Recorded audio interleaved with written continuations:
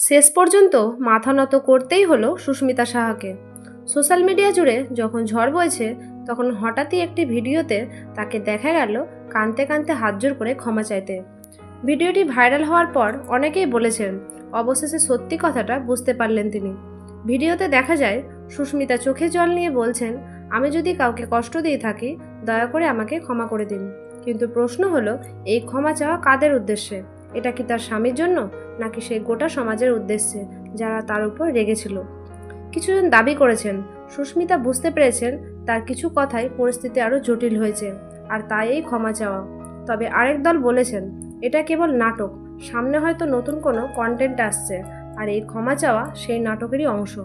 তবে আমরা নিশ্চিতভাবে বলতে পারি এই ভিডিওর বিষয়ে সুস্মিতা সাহা নিজে এখনও কিছু নিশ্চিত করেননি, তাই এই খবরটি পুরোপুরি ভিত্তিহীন ও বিভ্রান্তিকর।